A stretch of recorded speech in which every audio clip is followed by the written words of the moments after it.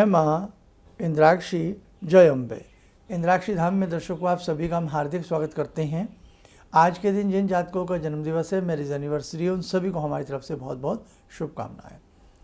आइए इस अंक में हम बात करते हैं कि कई बार कुछ ऐसे कार्य होते हैं जिनमें बहुत सारी बाधाएं आती हैं, बहुत विघ्न आते हैं और वो कार्य हमारा हो ही नहीं पाता। तो क्या ऐसा कोई उपाय भी है जिसको करके हम उस बाधा को टाल सकते हैं या बाधा दूर कर सकते हैं और अपने उस कार्य को हम सरलतम तरीके से बना सकते हैं? ऐसे अनेकों उपाय, अनेकों प्रयोग, बहुत सारे प्रयोग हैं। उनमें से एक दो ऐसे प्रयोग हैं जो बहुत ही सफलतम हमने जिनको देखा है, आप उन्हें नोट कर लीजिएगा। आइए पहले आज का हम पहले पंचांग बताएं, फिर आगे की चर्चा करते हैं। 16 जुलाई सन 2025 दिन बुधवार, संवत 2082। आज 16 जुलाई है। आज सूर्य भी मिथुन राशि से निकल करके कर्क राशि में जाने वाले हैं शाम को 5:32 के आसपास। इसके लिए हमने विशेष अंक बनाया है, तो आप सभी साधकों उस अंक को सुन करके सूर्य राशि परिवर्तन के उपाय जरूर कीजिएगा।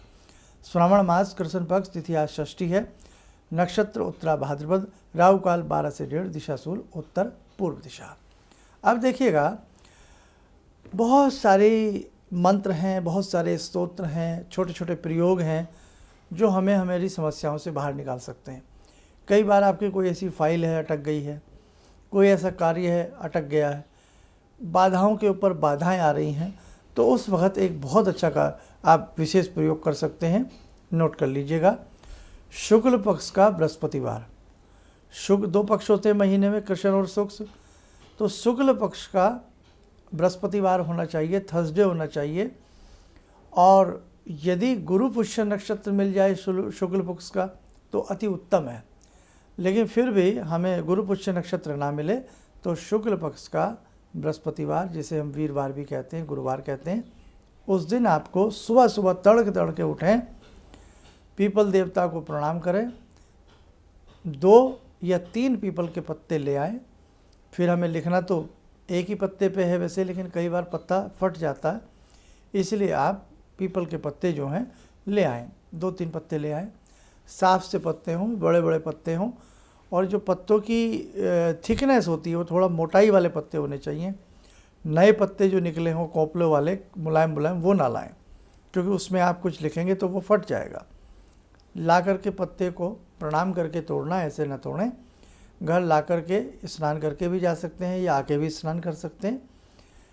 अच्छे से स्नान आदि अपना निवृत्त होकर के, या जैसे आप गए हैं वो आप देख लें। पत्ते को शुद्ध जल से धो लें, हल्का से गंगा जल का छींटा मार करके साफ कर लें और पत्ते को धूप दीप दे करके प्रणाम करें। उसके उपरांत एक छोटा सा मंत्र जो आपको याद सभी को होगा, ओम नमो भगवते वासुदेवाय। मंत्र दोबारा नोट करें, ओम नमो भगवते वासुदेवाय। मंत्र तो क्लियर है, ओम नमो भगवते वासुदेवाय। इस मंत्र को हल्दी के रस से, यानी कि हल्दी घोल लें, और अनार की कलम, ये भी आप पहले से ले आएँ। अनार की ना मिले तो किसी भी ऐसे फलदार की कलम हो, फलदार पेड़ की जिस पर फल लगते हो, मतलब फलदार वृक्ष होना चाहिए, मीठा फल लगता हो, जिसमें अमरूद का कलम हो सकती है, आम की हो सकती है, नहीं तो सर्वोत्तम जो मानी गई है वो अनार की कलम है, वो ले आए।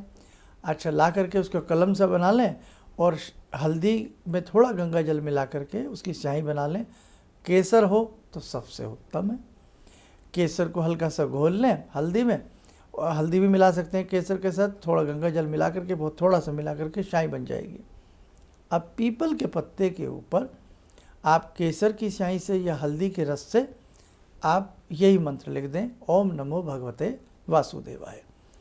लिख करके प्रणाम करें और धूप दीप आप चढ़ावें। पुष्प हो तो पीले रंग का चढ़ावें, नहीं तो फिर गुलाब आदि का भी चढ़ा सकते हैं। थाली में, तस्तरी में, प्लेट में रख दें।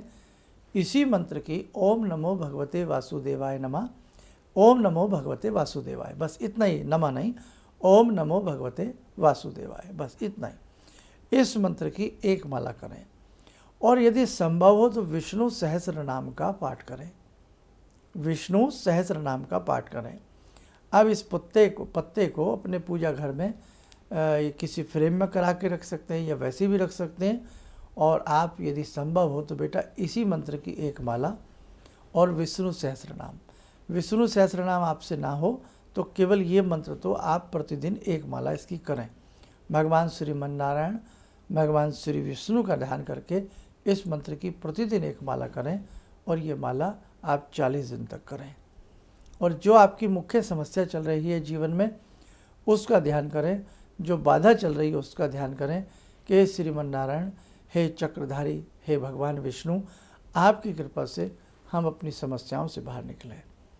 तो बेटा ऐसा करने से बहुत ही सुंदर लाभ की आपको प्राप्ति होगी। इसके बाद दूसरा उपाय सुने। बृहस्पतिवार के दिन ही भगवती दुर्गा का एक विशेष मंत्र है जिसे हम नवारण मंत्र के नाम से जानते हैं, ऐं ह्रीं क्लीं चामुंडाई विच्चे। इसको हम बृहस्पतिवार के दिन लाल सिंदूर से लिखें या मंगलवार के दिन, शुक्ल पक्ष के मंगलवार के दिन लाल सिंदूर से पीपल के पत्ते के ऊपर लिखें। मंगलवार ले लीजिए, भगवती का दिन है, बहुत अच्छा रहेगा।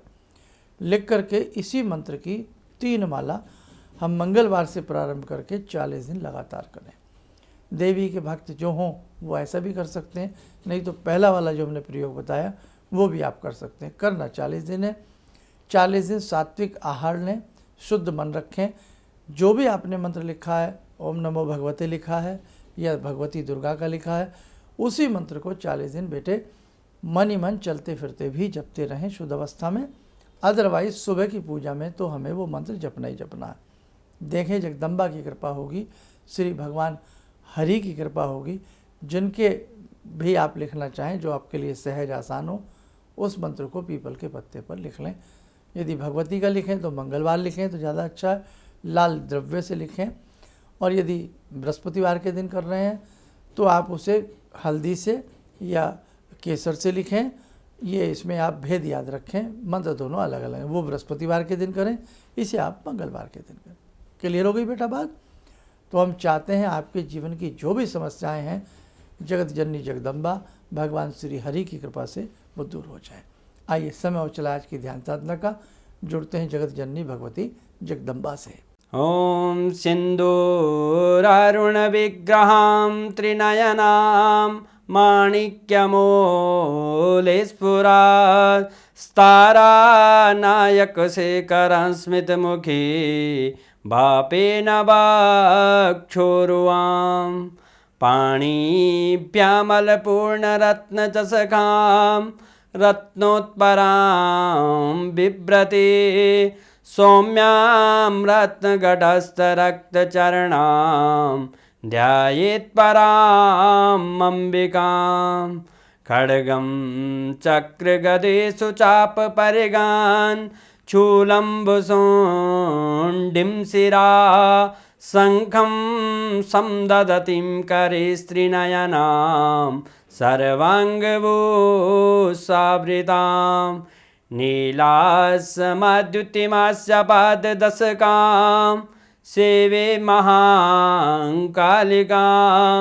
यामास्तो स्वपितैहरो कमलजो हन्तुं मधुं कैटवम् विद्युद्दामसमप्रभां मृगपते स्कन्दस्थितां भीषणां कन्या विहकरवालखेटविलसा धस्ताविरासेवितां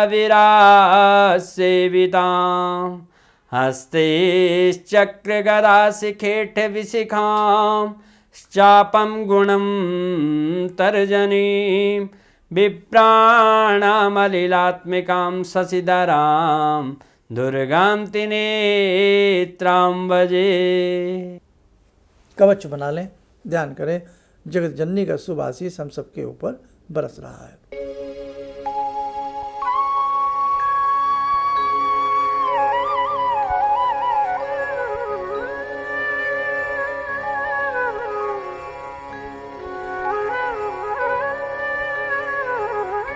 ओम बोलते हुए नेत्र खोलें, सामान्य हो जाए।